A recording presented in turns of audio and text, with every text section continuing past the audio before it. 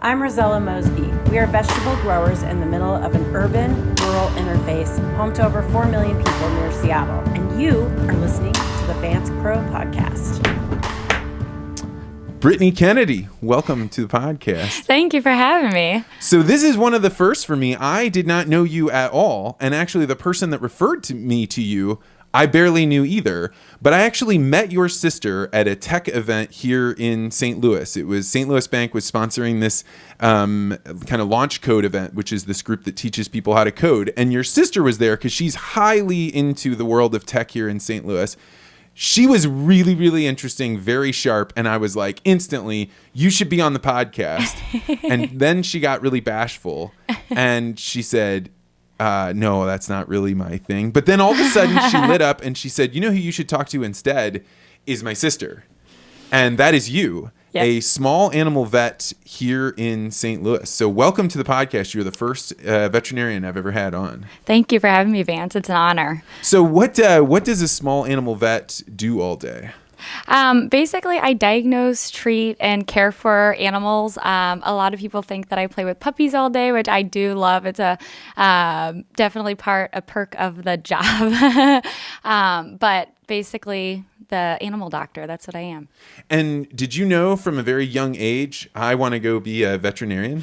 I did, yeah. So it was kind of like my dream my entire life. And in high school, I actually started shadowing veterinarians and just trying to figure out if this was really what I wanted to do with my life. And I would come home with all these stories from my family. You know, my sister would sometimes be a little grossed out by some of these stories, but I absolutely loved it.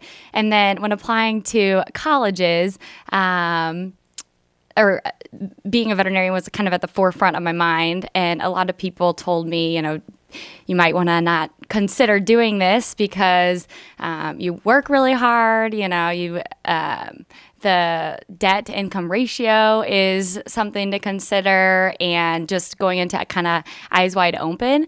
From a business perspective, they were saying, hey, this might not financially be a good decision for you. Correct. You could use your intellect and do better for yourself. Yes. So I gave up that dream for about 4 years, and I actually went to business school and graduated from the University of Missouri with a business marketing degree. And about 2 years into the program, I kind of realized, I really need to be a veterinarian. This is what I'm being called to do with my life. And so I met with my advisor of the business school, who helped formulate a plan to graduate on time with my business marketing degree and also apply to veterinary school. So that's what I did. I graduated with the marketing degree and applied to veterinary school, which was quite a involved process. Yeah, I know a lot of people in vet school, and it's I get a chance to travel around to a lot of the land grant universities, and I've met a lot of students in land grants, and they had to work insanely hard to get there. As I'm thinking about this, you switched 2 years in and then still made it in time. Correct. You probably gave up a lot of your social life to be able to make that happen. I mean, it was definitely a lot of work for sure. So the veterinary school likes to see lots of shadowing hours. So they like to see 400 hours of shadowing large animal, 400 of equine or horses, and then 400 hours of small animal or dogs and cats. So it was. So what do you think of that? I mean, if you're going in there with, I want to be around puppies and kittens, and all of a sudden you have to be managing pregnant cows. That's a totally different world. It was really, really fun for me and very helpful in helping me decide if this was really what I wanted to do, because it's just absolutely fascinating. Animals, the difference of anatomy that, a horse from a cow to a dog, and you learn all of that in veterinary school.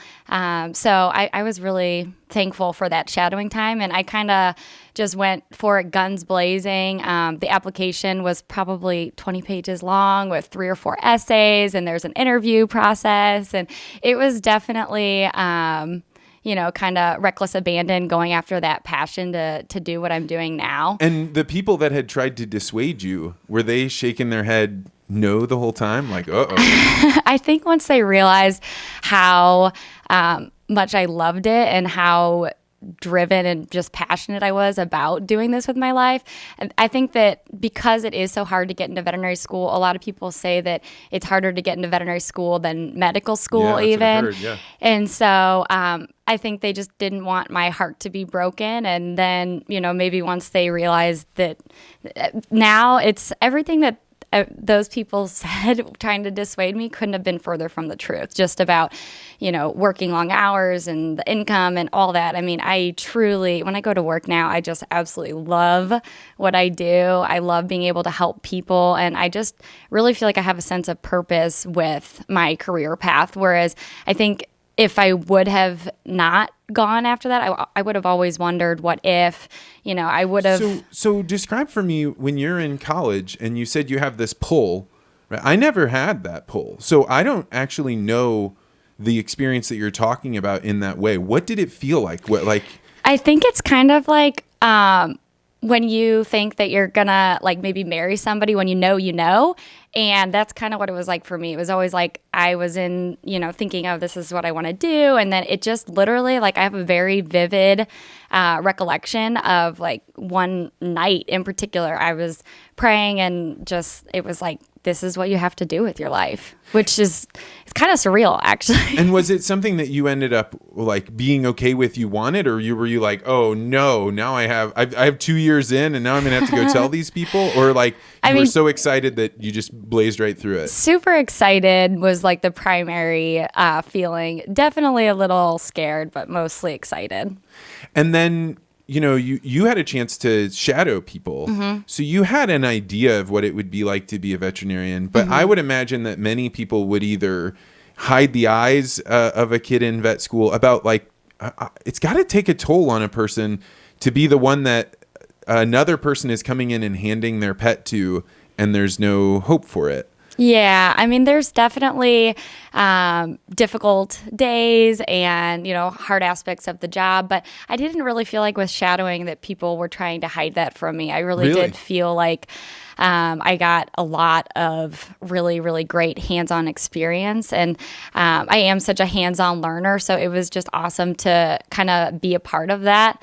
But I did shadow some other jobs too, so I feel like anybody in thinking of a career change or that is maybe in high school, not really sure what they want to do with their life, I feel like shadowing is really great for anyone thinking it really about would show you what it was going to be like. Yeah, right. Because I actually spent some time with a physical therapist one day, and that wasn't for me. Spent time with a meteorologist one day, and just trying to figure out in high school what I wanted to do with my life. The veterinary thing was always there from probably the age of 4 or 5. But I mean, going through that journey, trying to figure it out, it's really not easy. And you were thinking about something though that I think we're probably about the same age. You might be a little younger than me, but I think we're at the time when I wasn't thinking about how much college would cost or how much money I would make out of there. That wasn't really what I was thinking about, but you were motivated by that. Or at least it seems like you were aware of it. Aware of it in the sense that, unfortunately for veterinarians and in my profession, there is a pretty high debt to income ratio. So I think we have the number 1 or number 2 suicide rate in any profession. That was one of the questions somebody asked me. Is really, it's absolutely heartbreaking. And there's so much that goes into kind of the work-life balance and just having that sense of purpose, but also having a well-balanced life and not taking everything so personally when something a case doesn't go the way that you expect it to go, or there's a lot of pressure for sure with just going into work every day. The thing that you're describing is kind of surfing on the edge of chaos, because in order for you to be able to really help an animal or a person coming in with a hurt animal, you have to have some care and compassion for it. Yeah. But if you go just a little too far, you fall in the water and get swept away. Absolutely. Compassion fatigue is a really big thing in the profession. And there's no simple answer for it at all. What is something you do when you become aware that you're compassion is being altered? I guess I just try to, maybe it's a bad thing, but I feel like I've gotten pretty good at like compartmentalizing. So leaving work at work, while that's really, really difficult to do, if there is a sad case, I mean, or just a rough day, you know, letting myself feel those emotions and have how I try to make it a brief, like, little cry. I mean, if I have a really sad euthanasia that gets me choked up, like I do cry, and letting that sink in, but also trying to focus on, okay, the next room is a puppy that I am, you know, and just really, I don't know, living the moment, but also having a life outside of work. I really enjoy spending time with family and friends. And your Instagram is killer. You look like you are a world traveler. Thank I mean, you. when I pulled that up, I was like, whoa, she's going to all kinds of cool places. And not just like driving your car up there. You're like hiking up mountains and staring over vistas. It's amazing. Yeah. So my Instagram, Dr. Brittany Kennedy, I try to share lots of pet tips for owners and just my day-to-day life outside of work too. But I think there's a lot of misinformation for pet owners, especially with like grain-free diets, and there's so much let's with talk about marketing. this. Yeah. These companies, you know, really want to sell something to people, and so having a voice coming from an expert, a veterinarian, that is really why I made the Instagram account. Oh, you have no idea. So I have traveled all over the U.S., even into Canada, and talking with a lot of animal producers, cattle producers. And we've been talking about the makeup of pet food, because not only is grain, that's like companies like Purina are one of the largest grain purchasers in the world, but they also buy meat products. But there's been a movement inside of the pet industry to start having like vegan dog food. Right. And the cowboys are really upset about this, but I've had no way to ask somebody, all right, let's talk about dog nutrition. Should they be eating vegan diets, and what's going on with the amount of grain in pet food? So it's very interesting because the marketing of pet food definitely got way ahead of the science and the research behind it. So the FDA recently came out with a study about grain-free and basically what we call boutique diets, that they are causing something called dilated cardiomyopathy, which is a heart condition in dogs that are eating these grain-free diets. So it's very controversial. A lot of people that feed their pets these grain-free diets, they are tried and true. They're they're convinced that this is healthy for their pet. And what is a grain-free diet? It's not an all-meat diet then, is it? What is it? It's grain-free. So they put different food products in, like there's some kangaroo diets and all these different. Oh, I didn't know about that. Yeah. So it kind of got ahead of the research. So really, my recommendation when it comes to dog food is the tried and true companies that have been around forever, Purina, Royal Canin, and Hills. They have tons of research and studies that back up what their food is and the products that are in their food. So that is really, I feed my dog Purina One Sport, and I have a golden and a husky. And I feel so vindicated right now. You have no idea how vindicated I feel, because my wife is very sensitive to whether our dog likes or doesn't like the food. And we moved from Purina, of which, like, I believe great dog food, lots of research, like I visited their offices, all the way out to these boutique things, because if it makes my wife a little bit happier to like try and seek out the dog food, then I'm not going to fight her on it. Yeah. But it does seem crazy. Well, it's interesting because as a veterinarian, having that conversation with clients, because it is controversial, is very, Do people get mad at you? You kind of have to pick your battles, I feel like, with people. So if they don't seem receptive to my recommendation, all I can do as a veterinarian and as a professional is to offer my best advice. So if people, don't want to accept that, it kind of is what it is. I don't take personal responsibility. You're not stopping by their house and dropping dog food. Yeah, so that's kind of how I feel about the whole food front. And is the same vaccine fear that goes on with human beings, does that go on with dogs as well? Yes, it does. That's another kind of controversial topic, is over-vaccination of pets. So the things that we vaccinate for are the most lethal diseases that we see in pets. They're common and they are heartbreaking when these things happen. So vaccinating, I'm a big proponent of doing vaccines, and it is very similar to the controversy in vaccinating children. But then what you are people find worried about? What do they think is going to happen if they vaccinate their dog? Honestly, I do not know. I think that I don't know what their fears are with it, because there really isn't research out there to support kind of these notions. I guess it's a lot of personifying the animal and treating that pet like a human. And so because there are concerns about over-vaccination of children and people, maybe that's why they're concerned. It's just,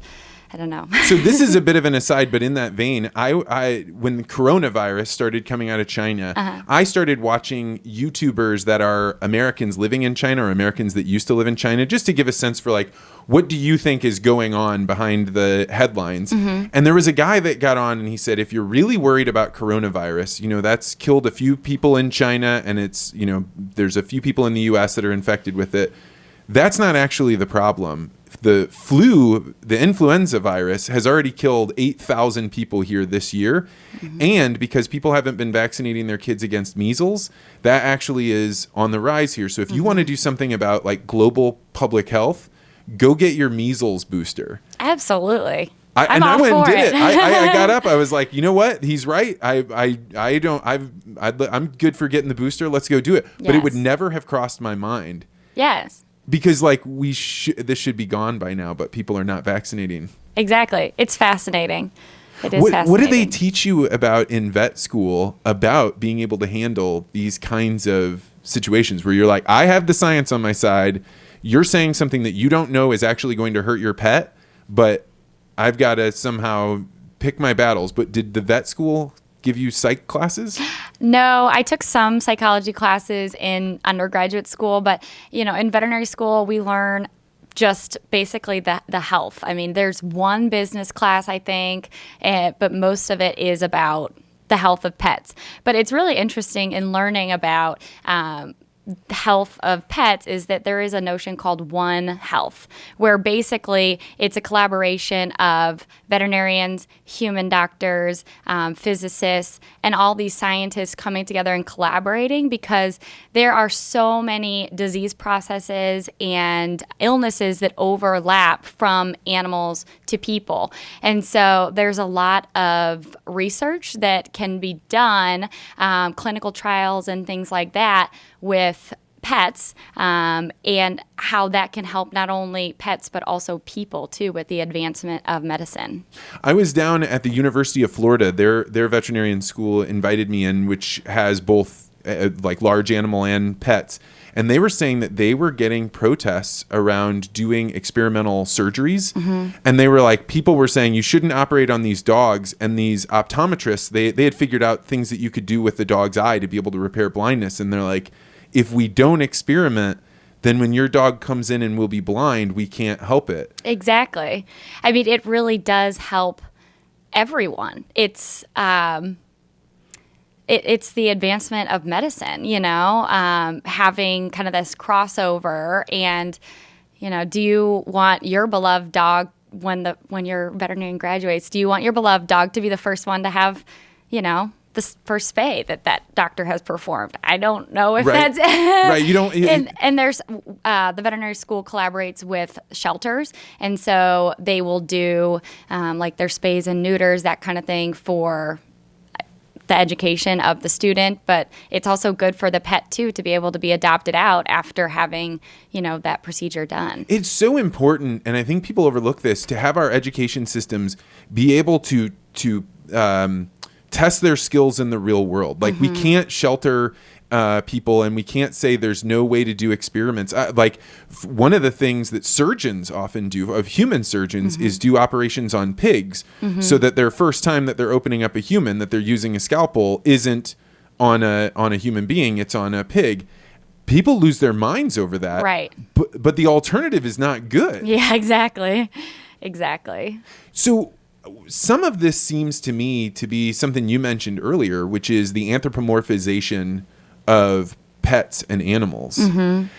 Where do you think the line is drawn between humans and animals? Like, what is how do you think about that? I think that the human-animal bond is profound. I mean, there are things about the human-animal bond that we don't even necessarily understand yet as human beings. Dogs can pick up things like the cancer. My cousin was saying his dog could basically sense when his wife was pregnant. I mean, there's all these things that, it's almost like dogs have this sixth sense about what's going on, and cats too. I'm also a huge cat person, but cats are different, yeah, right? Cats are like different. Wild animals that have just been kind of co-living. Dogs. Right. So one of the things that I say at a talk that I give is that we've had agriculture farming for 10,000 years. And that's typically when they denote that's when civilization began, because once I can grow enough food for me and you, now you can specialize and do something else and we can trade.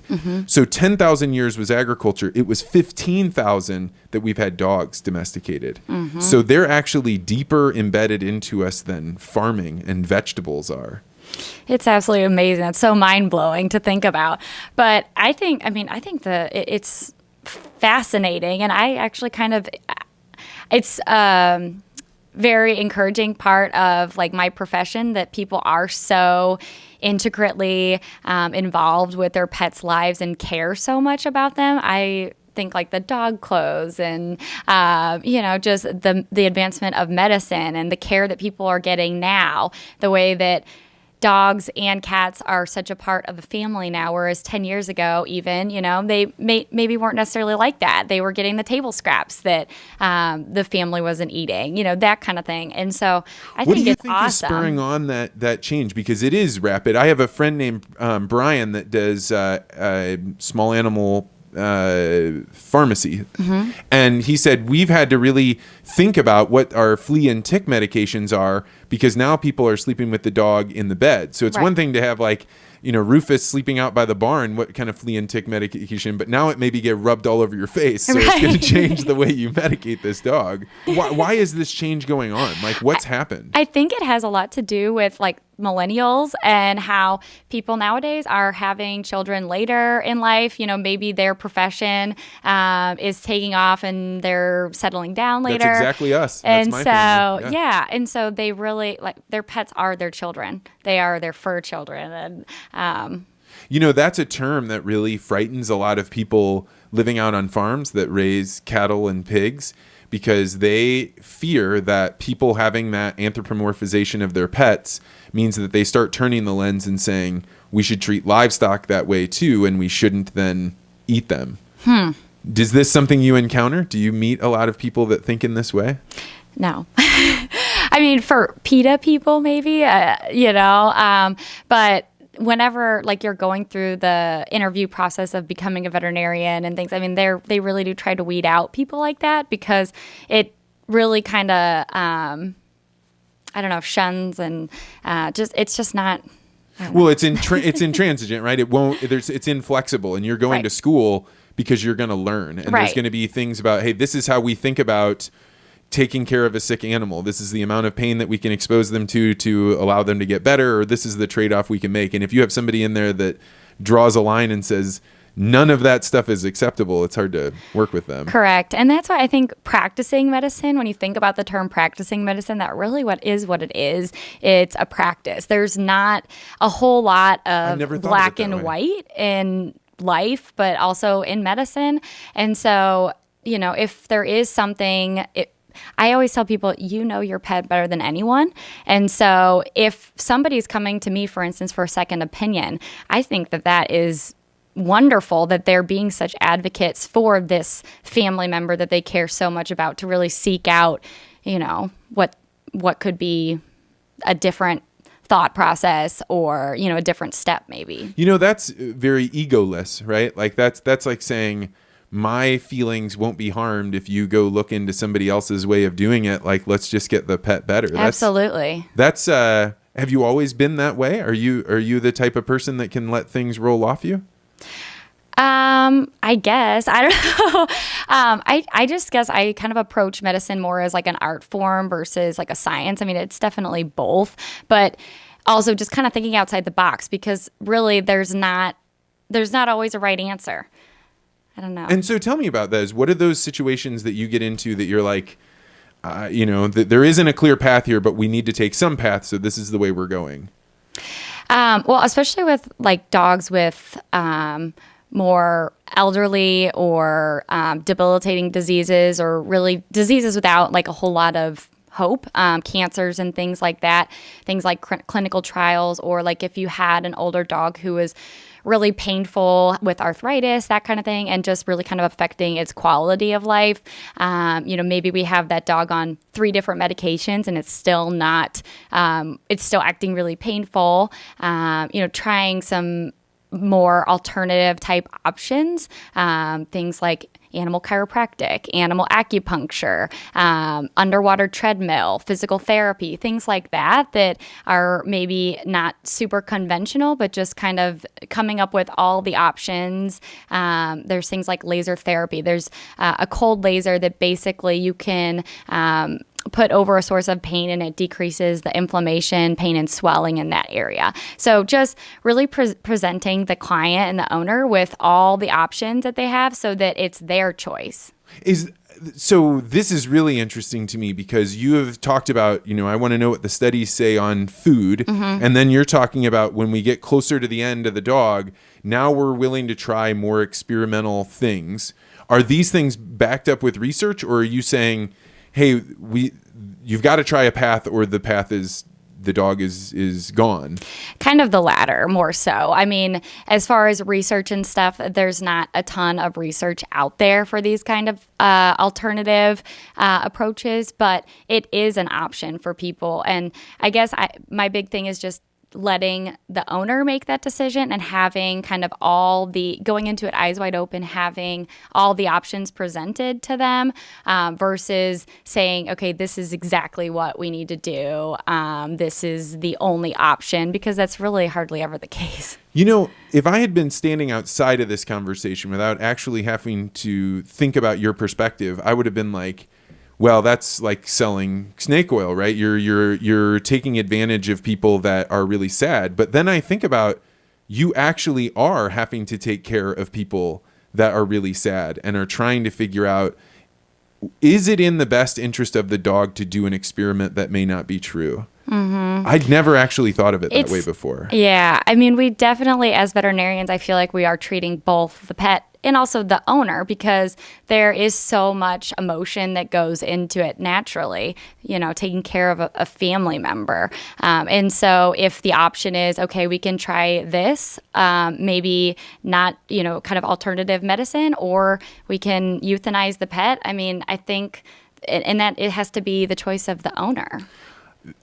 This is a tremendous weight of, I understand where you're coming from, because otherwise, if you don't present those options, you're dropping something on them. Correct. Yeah. Wow. We had a greyhound. I married into it, right? My wife had a greyhound when I met her, and then I married into it. And the dog ended up having a series of problems that pre-meeting my wife, I would have been like, I'd never let a dog go through that. And then all of a sudden you're like, no, there's this human bond that's going on there. Going to a vet clinic and seeing the same vet is way more valuable to me than if I have a cold and I just want to know, do I need to get some strep stuff? Because this person, we have to communicate about my dog, and if they're just a random person, it doesn't feel the same for whatever reason. Exactly. Yeah. I mean, there's a level of trust that's definitely built there over time. And being a veterinarian, I mean, at the very first encounter, usually within like the first 5 seconds, I mean, the client has an impression of you, and you want it to be a good impression, but also having those continued relationships. One of my favorite things about being a veterinarian is being able to follow the animal from puppyhood, a lot of times, to seniorhood. I mean, imagine if we were going to our doctor and we were seeing our pediatrician from the day we were born to, old age. Like, that just doesn't happen in human medicine. But having that relationship with the owner and the pet, and just I feel like I have like over 100 dogs and cats at this point, because I really do see these pets like my family members too, and I love being able to help them and help people. My wife, she had a really interesting question that I wouldn't have thought of. Yeah. She said, okay, what is up with the vets that sit down on the ground when your dog comes in and they let your dog lick you in the face? She's like, I don't even let my own dog lick me in the face. Why would a dog, let a strange dog do it? Do they know something about dog licking that I don't know? And I was like, I don't know. I'll ask. Hilarious. So I do that. I mean, on the ground for sure, maybe not necessarily licking the face, but I think that veterinarians as a whole just love animals, and there's something so intimate about a pet licking, whether it be the owner or a vet or anybody in the face. I mean, that's like, it's a moment, they're giving you a big old kiss, big old slobbery kiss. So. And what other, there's very few other circumstances where a human being with a wild thing just licking you in the face because it's just saying, I want to be your friend. I want to be your friend. Exactly. Yeah. So I think that a lot of times owners like that too. I mean, there's a whole science around the exam room. It's interesting that having like a table in between the owner and the veterinarian, it kind of sets up that barrier of communication. And so really trying to be like on the same level as the person you're speaking to, or being making that eye contact and removing the barrier. So getting on the ground if the owner's on the ground too, or the dog, like just really approaching and being approachable, I guess. It sounds like you have a psychology PhD. This is, so do you find that this is just a part of becoming a veterinarian, is that you have to spend so much time with people that everybody gets better? I think so. Yeah. You kind of learn as you go, and you try to pick up on body language, and you try to figure out what people like. So for me, a question in the exam room has been, should I wear scrubs in a lab coat? Should I wear professional clothes in a lab coat, or no lab coat? It's kind of interesting hearing different people's perspective, and I don't know if there is a right answer to that. But in the veterinary profession right now, there's a movement called fear-free. So basically having it be a super, super positive experience for the pet, and not having that intimidating approach to where if the pet is, crouching down or trying to hide, we're really trying to get away from that as a profession. So using things like tons and tons of treats, because if the pet is getting cheese at home, we want them to have a high dollar reward so that they really feel like they belong. And I don't want to be the place where pets just come to get their shots all the time. Yeah, you want them to be wagging their tails when they come in. Make sure they're happy. Right? Exactly. That's a good point. So the lab coat is kind of interesting, because some fear-free, it's they prefer like a blue lab coat, and so now they're because it's supposedly emotionally better for the pet to have a blue lab coat. So I try to get away from the white lab coat thing, but again, it's just kind of interesting how that's going to evolve through the years too. Well, I guarantee you right now there are cattle ranchers either riding in their truck or doing something in their barn that their eyes are rolling into the back of their head, right? Because they're saying like, what, they're animals, and we get in there and we get Jared McDaniel is a good buddy of mine, cattle rancher out in Oklahoma. He's got to take care of 500 cattle. Like, he's grinding. Right. No time for, should I wear the blue lab coat or the white lab coat? Exactly. I think there's definitely a place for it. And overall, I think it's a really great advancement for the profession. And people like it too, most of the time. But yeah, there's definitely a time and place for it. I like thinking about the fact that if you go to a vet that they're thinking about that, that's a good sign, right? It's a better sign than they're just doing what they've always done. Mm-hmm. What do you see as far as the type of illnesses that we now treat in animals that maybe weren't treated before? Compared to when? Maybe, I don't know, since you began. And how long have you been a vet? I've been practicing 4 years now. Oh, wow. So. Your experience sounds to be so much bigger. That's amazing. Oh, thank you. Yeah, you sound like you know what you're talking about. Thank you. At least your ability to interact with the people. So maybe, I guess, like the thing I'm asking about is, do you keep people's dogs alive with cancer? And like what level is that getting to, and how much is going on there? There's a lot going on there. So at least in St. Louis, so there's an oncologist out in Wentzville.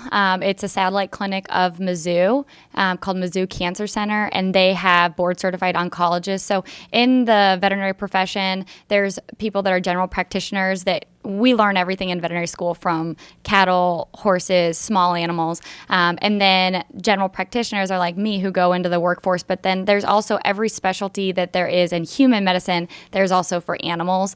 Oncologists, radiologists, internal medicine specialists, orthopedic surgeons. And so with regards to like cancer and things like that, if a client was wanting to pursue that option for chemotherapy, I would refer, simply because I am not comfortable handling like the chemotherapy drugs. I can, but it becomes it makes like sense. a biohazard. Somebody that's doing it all the time is going to be way better, and if they're focused on it all the time, their specialization's a real thing. Right, exactly. So I would refer them either to Mizzou for an oncology consult, or the satellite clinic in Wentzville. But we do see that all the time. There was actually the Super Bowl is tomorrow, and there was a commercial that an owner had paid for like $6 million for their dog to be on this. I saw Super that. Bowl What was that? I didn't even commercial. see that. Yeah, so that's going to happen. That will have happened on Sunday. So Correct. This podcast will run after the Super Bowl. Yes. So what is going on with it?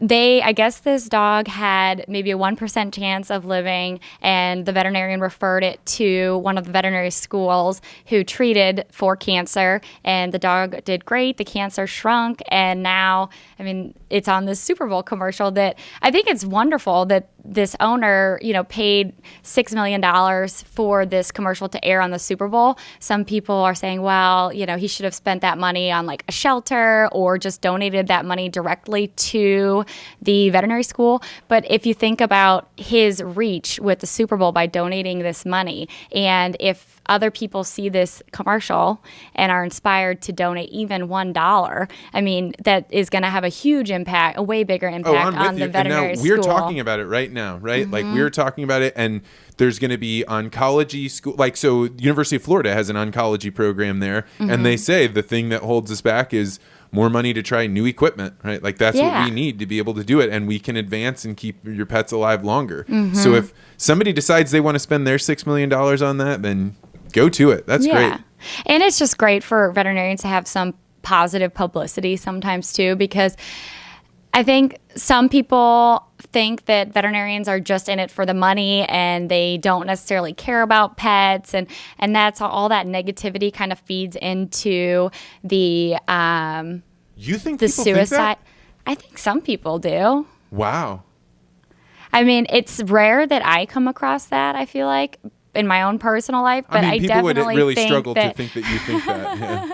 But I think that some people do. Yeah, maybe some people had bad experience going to a vet, and if that's the case, I mean, I think some people think that they're stuck with whatever vet they've been going to because that veterinary clinic has their records, whereas they can literally go anywhere they want. So if you don't like the veterinarian you're going to, go somewhere else. I think I've been out of the world. I remember when our Greyhound got sick, and then you're there and there's all of this experience. But now that we have a healthy dog, my wife does the regular checkups, and then we're out of there. But whatever my vet wants me to pay to make sure it's got heartworm and doesn't get like ticks, I'm good. Tell me how much it costs. Yeah. Every client should be like you. Well, I mean, like, so what do you think of the costs of getting vet work? Like, how are people get upset about it? They think it's too expensive? Some people do. Yeah. I mean, it's got to be an interesting thing on how does a vet set their prices, right? Because you are in a free market. There is a cost to services. And in order to keep a dog alive, there's a cost to it, right? Yeah. I mean, I just think about the cost of like human medicine and how expensive everything is. You go to the emergency clinic for one thing and you're looking at hundreds or thousands. It's a lot. So, I mean, I think that the cost kind of is what it is. And I don't know. Is there insurance for pets? There is insurance. It's becoming more commonplace now than it used to be. There's some different insurance options for pets. So I always tell people to kind of read between the lines when they're looking at insurance companies, because based on the breed, sometimes the insurance company will exclude the most common things that pet is likely to get. Oh, no. And so it definitely becomes a little bit of a game, but I'm all for pet insurance. Absolutely. Trupanion is usually a good one, too, if people are looking for pet insurance. I think that Bayer, which just recently bought Monsanto, I believe that they have some kind of pet insurance that you can buy as a function through your work. I think a lot of companies are offering that now. I've heard that quite a bit, that people are being offered pet insurance through their company, which is awesome. The thing that more businesses should do is offer dog daycare. Yeah, absolutely. That is like real. giving everybody a $25 or $30 raise right there, right? Exactly. So the rise of dog daycares, does this bring up the rise of doggy influenza and other kinds of problems, or it's just the way I think a lot of the boarding facilities do take appropriate measures to ensure that the pets that are coming there are healthy. So overall, I don't think so. But dogs do travel quite a bit more now than they used to, especially like on planes and things like that. I didn't even think about that. Yeah, so there is more of opportunity for disease spread and things. But for the most part, by vaccinating, you're helping prevent those kind of issues. And now with more people getting veterinary care even than they used to, all that kind of comes into play. Wow. We've talked a lot about dogs, but one thing that I don't understand is, why do people keep cats? It seems like I don't have anything against them. I just don't. I have no connection with a cat. I would never want one in my house. I have 2 cats. I love, love, love cats. They are totally different from dogs, and you kind of have to take them for what they are. So cats are not dogs. Dogs are not cats. My cats are super affectionate. Every night they snuggle, they purr. They are just like, they kind of act in a weird way like dogs when they're like begging for food sometimes. But no, cats are a great family pet to have, because they don't have the upkeep necessarily that dogs have, especially for people that travel a lot or super busy lifestyle. Cats are wonderful, wonderful companions. Yeah, you don't have to take them to cat daycare. Exactly. Yeah, that's true. They're super easy to care for overall. They kind of take care of themselves, whereas dogs are quite a bit more needy, I would say, as a whole. I never thought about that. Did you have pets growing up? I did. Yeah, I had every kind of pet growing up. I had chameleons and birds and rabbits and dogs and cats and turtles and potbelly pig. And, I had all kinds of... You have a certain kind of parent that would allow all of this craziness in your house. Did you live out in the country? No. No? No. I lived in just a normal standard suburb neighborhood, and I guess my parents, they were just super encouraging for whatever it was that we wanted to do with our lives, so they were just always they didn't mind. Wow. I know. It took quite a bit of convincing. One of the cats, I remember my grandma would take us for a birthday outing to get whatever gift we wanted. And so one of these outings, my grandma, what do you want for your birthday this year? And I must have been 12 at the time. And so we ended up going to the pet store and getting a cat, because that was what I wanted. Oh my God. Were your parents so upset when you came home with a cat? They weren't upset with me. They might not have been as happy. They might not have been happy with my grandma. Because how are you ever going to, your grandma made like a 12-year commitment? Right? It was amazing. Best grandma ever. Wow. Yeah. And then other things, you were the one going and begging for a potbelly pig? Yeah, so the potbelly pig, when I was doing the shadowing in college, one of the receptionists had this potbelly pig that she couldn't keep. And so I was like, well, I'll take a potbelly pig. And so at the time I was driving a 2-seater stick shift Miata and drove from Columbia back to St. Louis with the potbelly pig in the passenger seat with the top down. And I think the truck drivers are kind of looking at me like, wow, that girl is crazy. But it was my brother's birthday. I was going back to St. Louis for a concert, and I was like, here, Jimmy, like, here's the potbelly pig. Like, it was just, we had so much fun with that potbelly pig. And it just kind of became, part of the family too. It went outside with the dog, and wow. Pigs are really smart. Yeah, really, I mean, really I actually helped take care of a potbelly pig when I was, I don't know, maybe 13 or 14 years old, and they are really smart. Like that's a funny thing about smart pets, because you think like, oh, I want a really smart pet, but a really smart pet means they can get out of the things that you try and put them in. They can figure out how to open stuff. Like they can get into way more mischief. Oh yeah, like my parents have a golden now who opens the door and lets himself outside and inside and gets into a lot of mischief because of it. So, changing the subject, but we mentioned before your Instagram, you seem to go on some really interesting and exciting like adventures and trips. When I look at somebody that's doing that kind of travel, I always wonder like, how do you get it in your head that that's the place that you want to go, and then you just line up a trip and go there? I guess inspiration, talking to other people, looking at pictures online and just trying to figure out where you want to go. But yeah, I definitely love to travel and camp and hike and do like outdoorsy type stuff, snowboarding and water skiing. So yeah. And where was the last cool place you went? I was in Sedona last week. My brother was getting married in Phoenix. And so my husband, who's also a veterinarian, we drove up to Sedona and hiked around for the day. And when we graduated veterinary school, we also did a trip to like the Grand Canyon, and we hiked to the bottom of the Grand Canyon and back up in one day, which most people don't do that. I wouldn't recommend it. It's kind of dangerous, It ended up being like 19 or 20 miles in the one day, but it was amazing. We had so much fun. And you got to be in pretty good shape for that. Are you like running and walking all the time? No. No. I think with work, though, I walk a lot. I probably walk 2 miles a day just with work, going all over the place. Yeah, you're definitely not sitting at a desk all day. Right. Wow. So your husband's a veterinarian. Did you guys meet in vet school? We did, yeah. Okay. What is something that's unusual about being married to another veterinarian that people wouldn't think of? I think people probably think that we talk about work all the time, and we really don't. We mostly talk about just normal stuff. And if there is like an interesting case or something odd that happened, we'll talk about it. But most of the time we don't really talk about like veterinary stuff. So doctors often, or at least like I had a cardiologist on here, and he has to read medical journals, regularly to try and keep up with what the science is.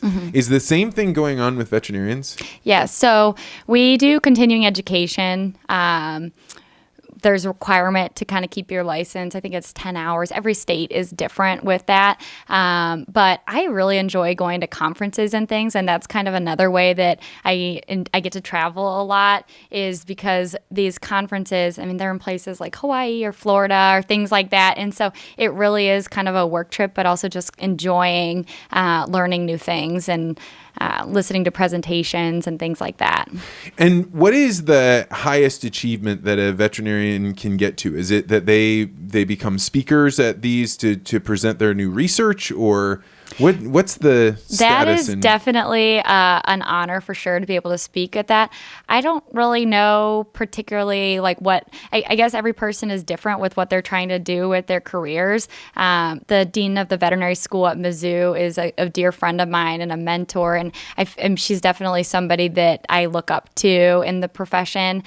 But the interesting thing about veterinary industry is there are so many different avenues you can take. You can do public speaking, you can do research, you can own a clinic, you can work for corporate, you can travel. There's all different kinds of things that maybe people don't think about. And even like food animal industry, there's veterinarians that inspect all the produce that we're consuming. I mean, there's a whole lot of stuff. So I think that that's a very rewarding thing about the profession is if you want to switch it up, you can. And I mean, I guess that would be the case for why it's good that vet school has you go from being able to treat cows and horses and cats and dogs and mice. Do you also see like the challenge? Do you think people maybe should specialize, or do you like having it be that so encompassing? You know, instead of saying, hey, you're going to do small animal vet, so I'm going to just study that but get really good in that area. That's a really tough question because I think there's definitely pros and cons to both.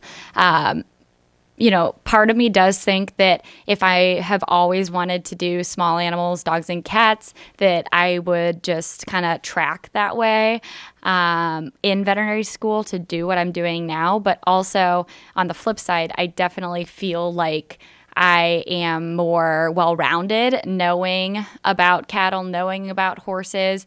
I wouldn't be comfortable enough to like treat a horse or a cow if I wanted to, because there is so much of routine. You kind of right being 4 years in small animal. Yeah, you're doing it all the time. I feel like I'd have to relearn everything, but I think it's definitely both. I'm glad I got the education that I did. I feel like I am I was very prepared to start my career.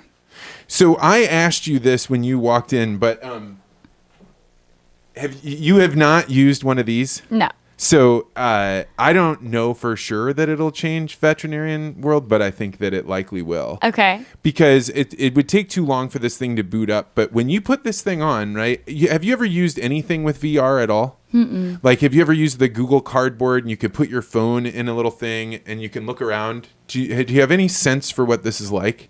I don't think so. So the crazy thing about this is we can do this afterwards. You put this thing on your head, and once it's booted up, in every direction you look, it's the simulation of what's going on in here. So it is the equivalent of having your mind transported somewhere else. Wow. And it is so completely encompassing that like I flew through a Salvador Dali painting, right? Wow. Where they have a statue and I'm just in a video, or you can go to Tahiti and get in on a surfboard and be inside of a wave.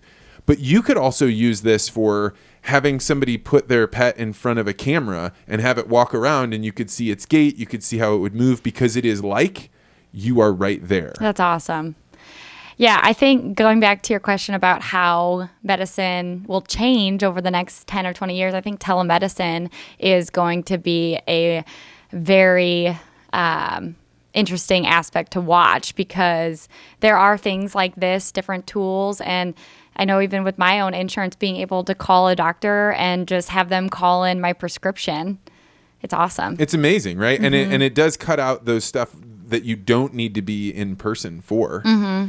I think that even outside of just medicine, and I think this is going to have a bigger impact on the world than email or even Google did. Wow. It's going to be so profound, because you could be sitting in a tiny apartment in Shanghai and suddenly be transported to the mountains of Sedona and be able to look all around and then pop it off, and then it's gone. And I think it's going to change what it means to know something, right? Like, think about how when you went to Sedona and you climb up on those rocks, there's a chance you'll fall down or get lost or you won't get back in time. In order to have that experience, you had to have some risk. Mm-hmm. People will be able to have experiences minus the risk. Wow. Which, like, I think that's going to change the way people think about things. What do you think? I think it's fascinating.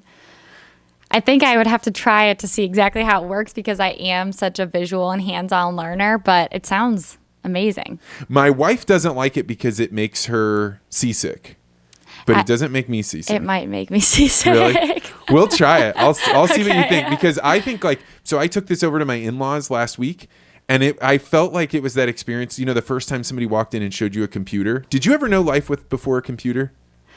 No. You only had computers in your house, like, since you were growing up? As far as I can remember. Wow. So that's a difference. So I'm just a little bit older than you, and I can remember my dad brought home an Apple IIgs, and I remember the first time it booting up, we had to learn how to use a mouse, because you didn't know how it would work. And like, so they had you play this game, and then by the time you were done, you were like, oh, okay, that's how the cursor works. So I love showing this to people because it will be something you will remember for the rest of your life. You'll be like, I remember the first time I saw that. And That's awesome. And children will not have any idea what it was like to watch television on a flat screen on the wall. It will be like, why did you do that? That seems silly. Yeah. That's awesome. I'm excited to try it. So you caught me at a very, like, I'm very excited about this because I just got like it about that. a week ago. That's awesome. I do feel like with diagnosing and treating animals, because our animals can't talk and tell us what's wrong, as veterinarians, we rely so heavily on the physical exam. Touching it? Yes. So, I mean, nose to tail, eyes, ears, mouth. I mean, we look at absolutely everything with a physical exam. And so to not be able to auscult and listen to the heart rate and see what the lungs sound like and know, you can tell owners to check the temperature on their dog, no problem. But can you teach an owner to listen to their dog's heartbeat and know if there's a murmur or arrhythmia? I don't think so. That's a really good point. But this definitely could be helpful for like what you were describing with monitoring gait, or especially if there already is a diagnosis, trying to assess how it's advancing or progressing. For things like that, I think it's absolutely going to be helpful. So, do you have a system, like a checklist of things that you go through? Like, how do you make sure you do a thorough exam of a dog when every dog's different, every problem is different? How are you doing that? It's a nose to tail process.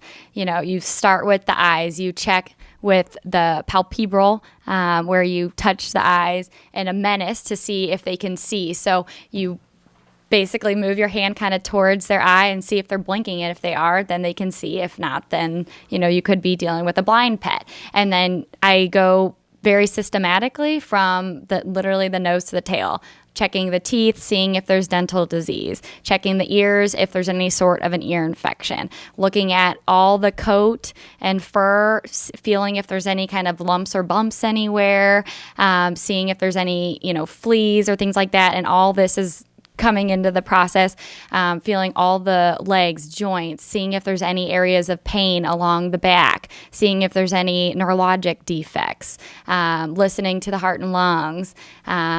All of that really comes into the physical exam process, which it's kind of funny because when I go to the human doctor, I'm like, why aren't you looking at me? I mean, they don't really look at you. But the difference is in human medicine, we can tell them where it hurts, what's wrong, and they can really focus and hone in on that one particular thing that we came in for. Whereas with pets, they can't tell us that where it hurts. And so we have to be advocates for that animal. We have to identify things that maybe the people don't even realize are going on. Wow. I mean, that would force you into a sort of holistic care.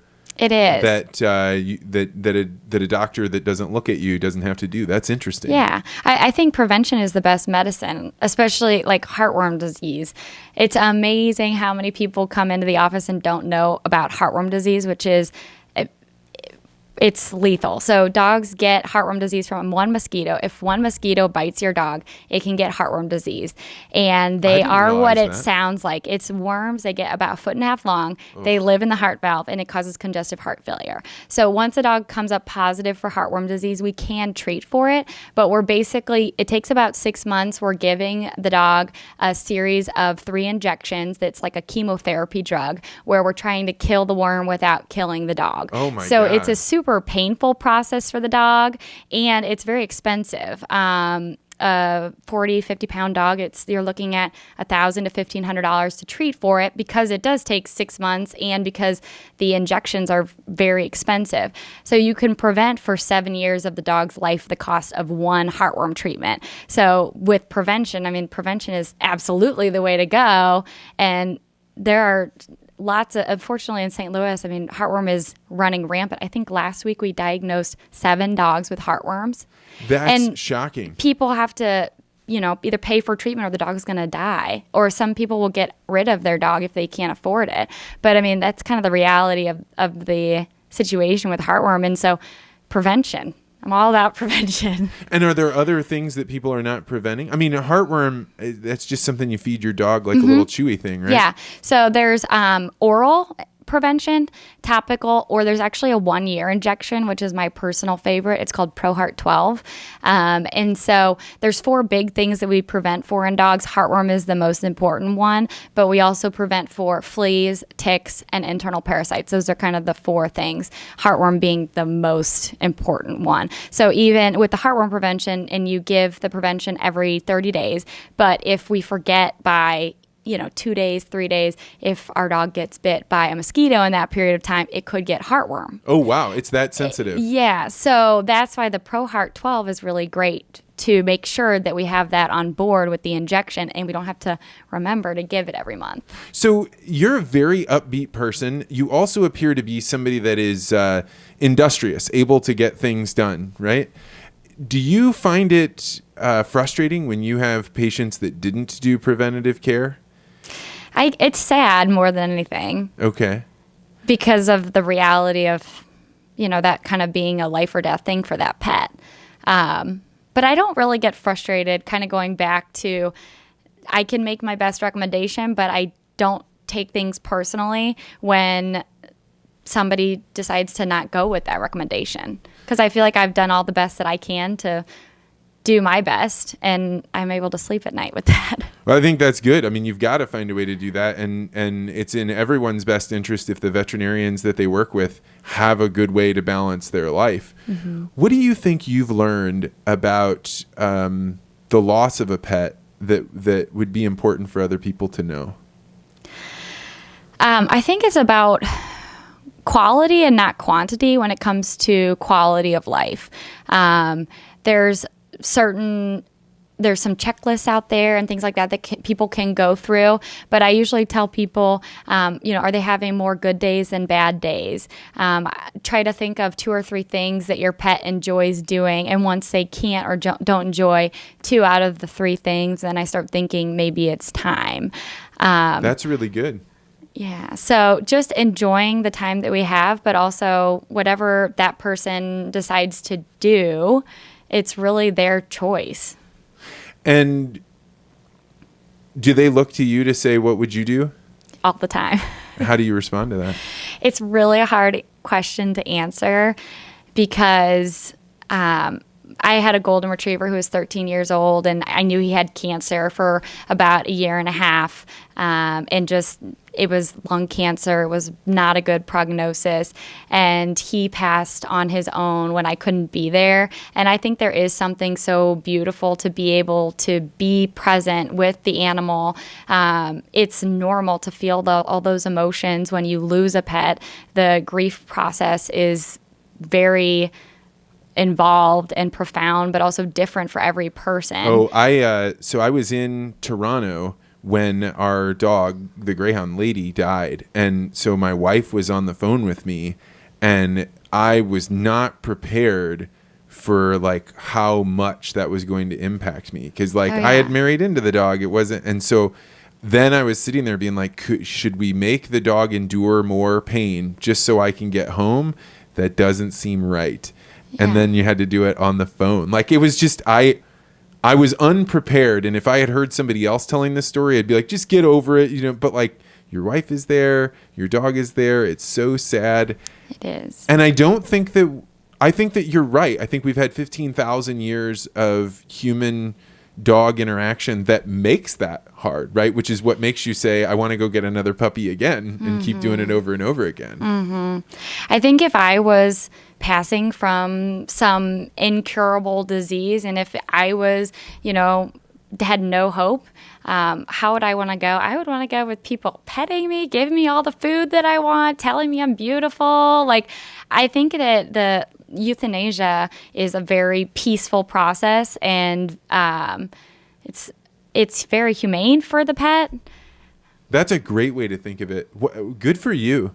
You have an extraordinary outlook on life. Like you're very sunny and you have this positive disposition, but you have a very low ego, at least in the way you're describing these things.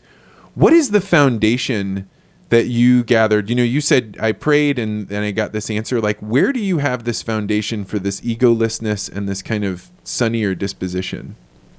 I don't know. I've always been like that. I don't know if it's personality or if there is some discipline maybe, or if I've cultured this outlook in some way. But I do think having good mentors and people to support me and my dreams and aspirations, I would say that's a huge part of who I am.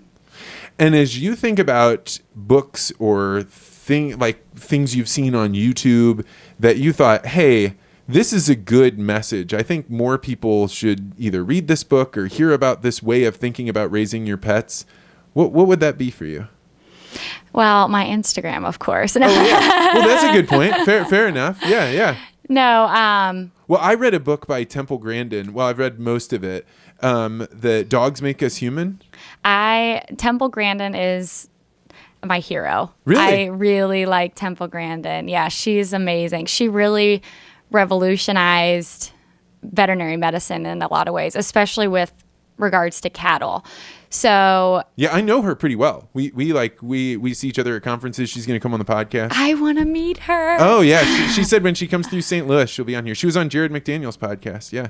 Okay, I definitely want to meet her. That's like on my bucket list of things to do is to meet Temple Grandin. Well, it's easy enough to find her because she shows up. So I've been invited to the North American Meat Institute, which is where you have the cattle where they go to the slaughterhouses. And these are people that get together at a conference to try and figure out what is the next most humane thing that we can do. And we have limits on how much we can do because we have to pay for new grates or new lighting systems or new whatever. And she is there sitting in the back and people are reading off new amendments and how they're going to build their plan. And if she doesn't like it, she marches right up to the microphone and says her thing. And then there are other people that have a deep expertise. It is fascinating to watch. So I don't know if you can come to a Meat Institute meeting, but if you can, you should. That would be awesome. I would love that. Well, I'll let them know because it's something to see somebody that has her way of looking at the world. How did you find out about Temple Grandin? I think I watched her Netflix video, just the story kind of about her life. The Claire Danes one? I think that was the one. Yeah. Okay. Yeah.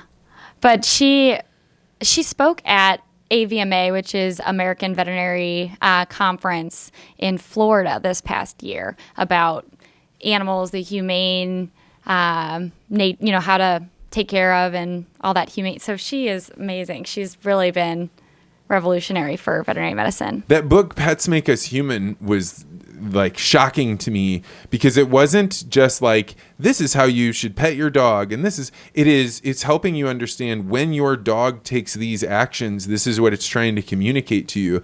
And I'm not very good at it, but I definitely took a lot more time to try and observe what my dog was doing and how it was expressing an idea.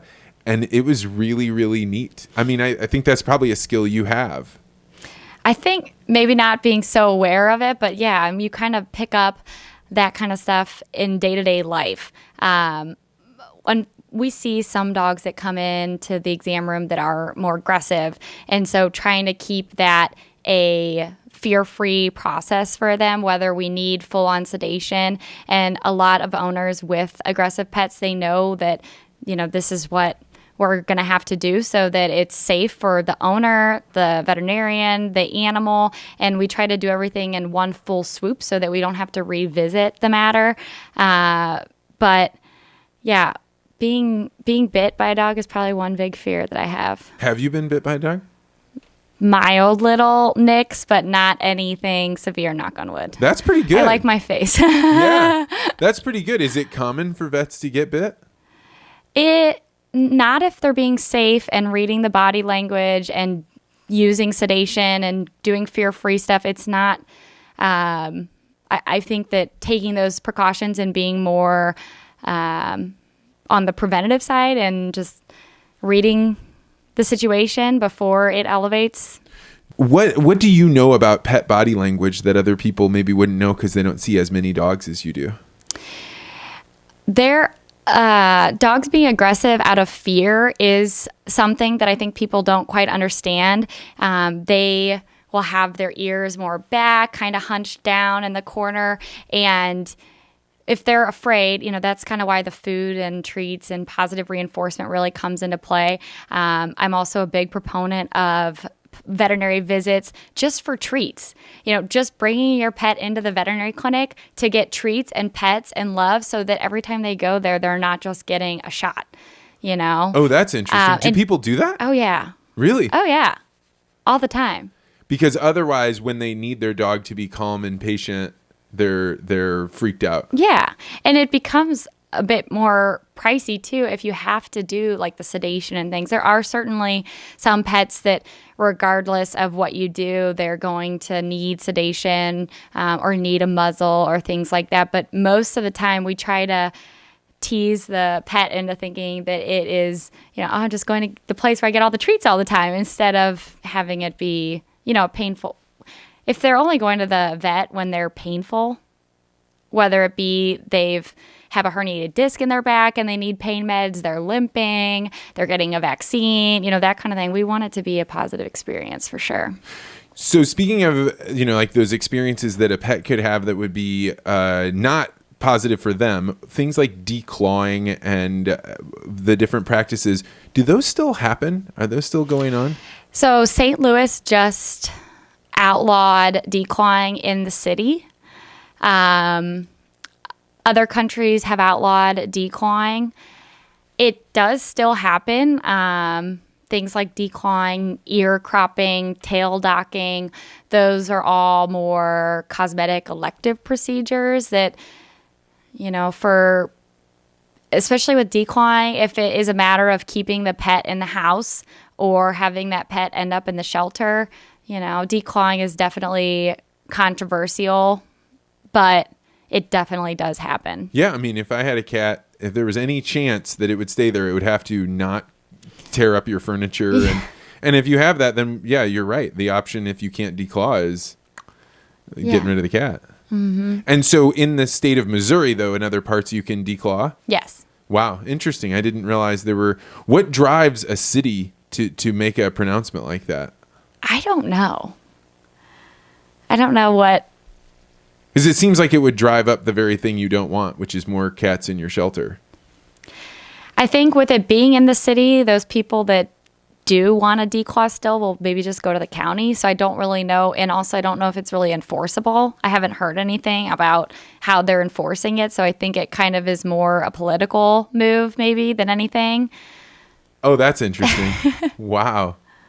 Well, I cannot thank you enough for coming by and talking all about pets. This is really great. And your sister was 100% right that you would be fascinating. And I've never met anybody like you before. So this was great. And thank you, Vance. Thank you so much. And I'll look forward. We have a podcast party every once in a while from the people that are guests. And I'm sure there are a lot of people that would like to meet you. Awesome. But if people wanted to look you up, tell me the Instagram one more time. Dr. Brittany Kennedy. Brittany Kennedy, Brittany. Kennedy, Kennedy. Yep. All right. Well, thank you so much. I appreciate it. Thank you. So how do I picked it up. How do I pick? I don't know. I've never used this game before. I had set it up and then. That is so cool. What? I feel like oh.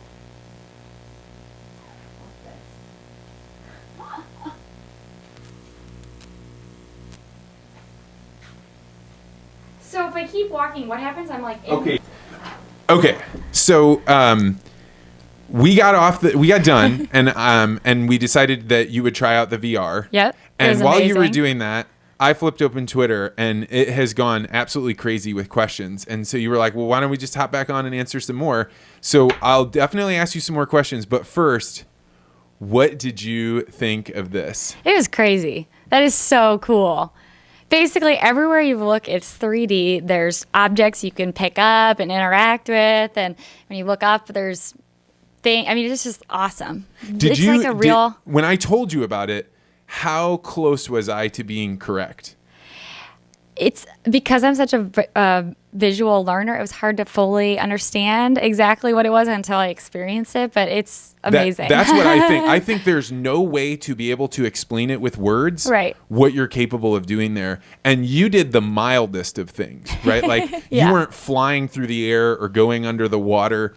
And what the crazy thing was, as soon as you put it on your head, you could figure it out. It weren't like ambling around being like, how do I do this? What was going on? What were you doing inside of your little dream here? I was picking up cans and like opening a printer. It was like kind of like a game room / lab that I was in.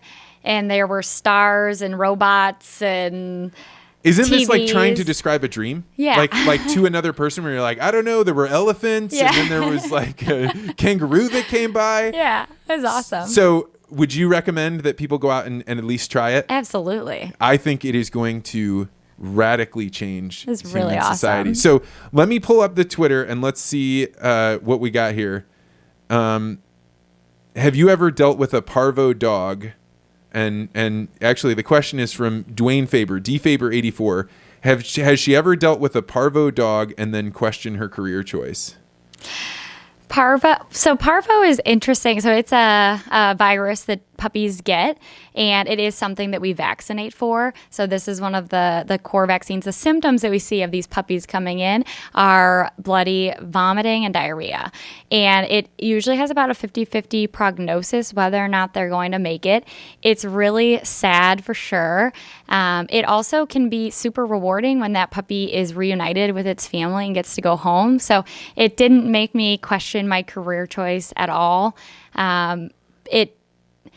It's really exciting when you get to reunite that family with that puppy. So I have a family member that had a dog that developed Parvo, and it was the saddest thing ever because she was in the vaccine window. It just didn't quite work out. And all right, let's see here. Where do you think the vet practice will go in 20 years? And now I'm going to re-ask you that question. Now that you've seen VR, do you change your answer? Is it any different than what you thought? I think we kind of touched on it earlier, but I do think that the telemedicine is going to be a big advancement. In human medicine, you can call in your doctor and have them prescribe medications now. And so using things like text message, having people, if there's a skin lesion, take a picture of that skin lesion and consult with a veterinarian, and maybe they can prescribe something before, during, or after, or also to reassess how maybe a wound is healing, things like that. And I would imagine that in like rural communities where you don't have a vet because they're in the bigger cities, that would be really, really helpful. So nationwide right now, there is a huge veterinary shortage. Oh, really? Everywhere. So it's kind of a complicated reason, I think. I think it has a lot to do with owners wanting more advanced care for their pets. Maybe not as many people are going to veterinary school for whatever reason. Because it's so competitive and difficult to get into, maybe more people are going to try to become a human doctor, things like that. But there is a really big shortage. I think I have a list of like 35 or 40 clinics in the St. Louis area that are trying to hire a full-time veterinarian and can't find an associate. Wow. So I think it's like less than 1% unemployment rate for veterinarians. So the job market is very good. Does it pay well then? It does.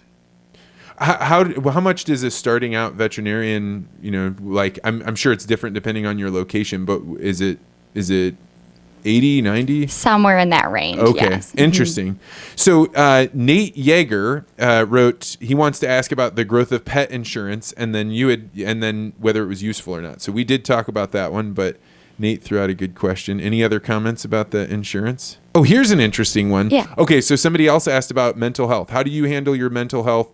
Veterinarians also have mental health crisis on their hands, and I would love to know what they are doing to deal with it. A lot of organizations, veterinary schools, conferences, things like that, they talk about mental health and mental wellness for the veterinary profession. I personally think, too, putting the responsibility in the hands of the owners to basically just be nice to your veterinarian and having people know that there is a very high suicide rate in the veterinary profession. Is that true among men and women? Mm-hmm. It is. Mm-hmm. For both Wow. technicians and veterinarians. Basically, anyone in the profession is affected in some way. It's hard to have that compassion every day for people and be there 100% for the client who, this is their family member. And if something maybe doesn't go the way that I wanted it to, or the owner wanted it to, or what have you. It's very easy to jump to blame the veterinarian and maybe say harsh things that it really does affect us as, we're people too. Like just being nice to your vet. I mean, my heart goes out here because I watch the suicide rate of men my age having climbed up. And I don't know any man that doesn't either know somebody or have a close friend that lost a friend to suicide. And like a rise in it or a profession dealing with it profoundly, like that is something that your heart breaks there, right? It really does. So there is a Facebook group for veterinarians called Not One More Vet. And that stands for not one more vet in our profession are we going to lose to suicide, because it has been such a widespread thing. I mean, every day we hear of losing another colleague. And you think like, we need these people to be able to care for our pets. Like the things that you're able to do, like the level of excitement and intensity and care, that's not in me for other people's pets or anything like that. So you are a rare, gem. And so is your husband and all these other people, because if you don't do it, there's nobody else will do it. This is awful. Yeah. And even in talking about the veterinary shortage nationwide, that there's not nearly enough veterinarians to fill the job market, and yet we are losing these colleagues to suicide. I mean, it really is heartbreaking. This Facebook group has, I think, like almost 20,000 veterinarians in it, and people post, and there's different hotlines that they can call, and being connected and reaching out to colleagues and just being there as a support network when people need it, because compassion fatigue and it's a real thing. I mean, it can be really exhausting at times. So Andrew Smart Barnes Klein wrote and asked, how ethical is owning pets in an urban environment? I think everyone should own pets. I mean, from the standpoint of not being able to seek veterinary care. I think probably it's more of the sense of you're taking these pets away from their natural. I think I don't want to put words in his mouth, but I think he's being a smartass because he's a farmer. He's out working in ag, and I think he's saying there are a lot of people living in the city that tell us how to run our animals to be more natural, and yet I don't think having pets in urban environments is natural. But I mean, I disagree with that. I think pets are good in urban environments. I think they're good everywhere. I mean, the approach that cattle producers take towards their livestock is going to be a cow is not a dog, is not a cat. So the ranchers and the cattle people doing what their profession is, I mean, we need to support those industries too. I agree. I follow a veterinarian called Veal Vet on Instagram, and she is similar in age to me. She's a cattle veterinarian, and she talks a lot about, there's all this movement about like not eating meat, and she just talks about how that's really not having the impact that we want it to, and that people should be consuming meat, and they're really hurting the small cattle rancher and these small businesses, and supporting more, monopolies out there. Wow. And there are a lot of people that listen to this podcast will be very glad to hear you say that. Although many of them would say that even the large cattle producers are pretty good. Oh, no, I totally agree. I think absolutely they are. So Carrie Cuspin wrote, how often do people want to provide medications or surgical treatments to their pet, but can't because they can't afford it? It's a very real. I mean, we deal with that every day. There are different options out there for that kind of stuff. So like some clinics will have a angel fund set aside where if the owner can't afford the care that their pet needs, especially if it's like a foreign body surgery, the dog ate a squeaky toy and it's definitely a premature death. Yeah, it's stuck in the intestines. It needs to have surgery. The surgery you're looking at $1,500 to $2,000 a lot of times for the removal of this object. And if the dog doesn't have the surgery, it's going to pass away. There are different programs out there like an angel fund, and just calling around to different shelters, clinics, doing a GoFundMe, just really exhausting all options to try to get the financing for that. And again, kind of thinking outside the box, I think is really good for that kind of scenario. My good friend, MB Flip Flops 1, who's my friend Miriam from down in the University of Florida, who actually is the one that brought me down to the University of Florida, asked her about the Not One More Vet movement and why suicide in our profession has skyrocketed in the past years. We kind of have already addressed this. Do you see this tide stemming? Do you see anything that you wish people, I guess you're talking about the hotlines and the... Veterinarians take their work with them. We're supposed to get off at 5, and sometimes we don't get off till 7 or 8 because the emergency walked in as the last appointment of the day. And as a profession, we miss out on things, children's family members' events and birthday parties. And I mean, any vet you talk to has missed out on things because of their work. And I think having clear boundaries as a professional, saying what it is that you need, not being taken advantage by people wanting free advice from a veterinarian, sending a text or, it's really tough with... I bet that's got to be hard. You've got like half friends that are like, here, check this out. And you got to be like, hey, I can't bring this work home with me. I've got to... Yeah. And we talked about like the starting income of new graduate veterinarians. Well, the reality is the debt of classmates of mine, the average was $150,000. So if you think about kind of quality of life for the professional, right? You're coming out... They're buried under debt, and then they're trying to do this. I mean, something has to change with our education system because...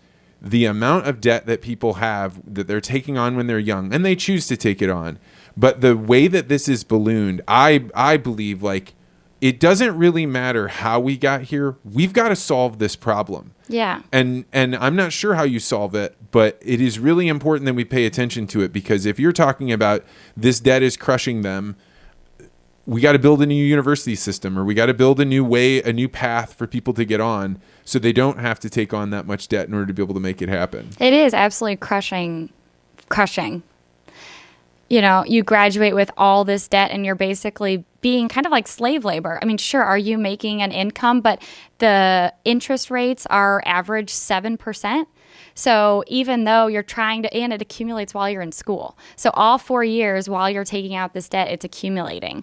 And so even if you graduate with $150,000 of student loans and you're paying that off, you're never touching the principal. So most veterinarians, even 10, 20 years out of school, really have a significant amount, a debilitating amount of student debt, which is a huge part of quality of life. And I mean, it's an epidemic across our country. And my belief is it started in 2002 when they said you can't declare bankruptcy on your loans. Because what happened when that happened was now a bank has a risk-free borrower. So they want to pump that borrower up with as much money as they can because there's no doubt that they're going to get paid back for it. And then the administration and all of the parts of the university say, hey, we can charge as much as we want because the banks will give them as much as they want.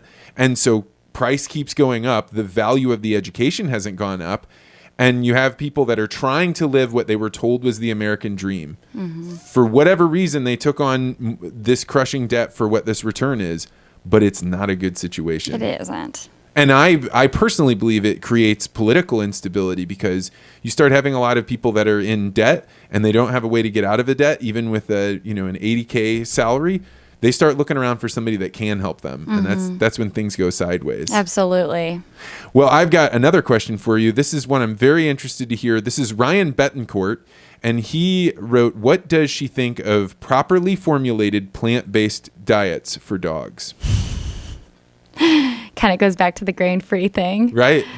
I I'm a big proponent of the big companies that have been around for 20, 30 years, and they do all the research. In St. Louis, we have the Purina and Royal Canin facilities, which if you've ever been inside of them, they're absolutely immaculate, and they put tons of effort into research and development of their products. So, I mean, there's always going to be a new fad. You know, I'm interested to see kind of what the next fad is. Like the home cooked diets were a big thing, and now they're kind of tapering off a little bit. There's always going to be a food fad. But I like sticking to the tried and true and what is backed up by research. This is a very interesting topic because the guy that asked you that is a CEO of a company called Wild Earth Pets, which is trying to make vegan dog food. Mm-hmm. And Jared McDaniel, who I've mentioned earlier, and Dwayne Faber, who I talked about before, we were up in Canada at a cattle conference. And I was talking about how I think the disruption that's going to come to the animal ag industry is that you may be able to synthesize proteins that used to be in meat and be able to put them in things like pet food, and that will cut out a certain percentage of the market. Now, there are a lot of people that disagree with that, but I think that if people could buy synthetic dog food, like what they call slaughter-free, they would. I think so, absolutely. It's not there yet, but that's what people in the city would want, I think. Do you agree with that? I do, yeah. Well, that'll be interesting. Okay, so we have gotten to the end. There's a ton of people liking a bunch of the tweets that were out there, so we've answered them all. I am so glad you were here. Thank you for trying on the VR set and then coming back to answer Twitter questions. This has been a blast. Tell your sister I said hello. And one more time, your Instagram handle is? Dr. Brittany Kennedy. Dr. Brittany Kennedy. Thank you. Thank you.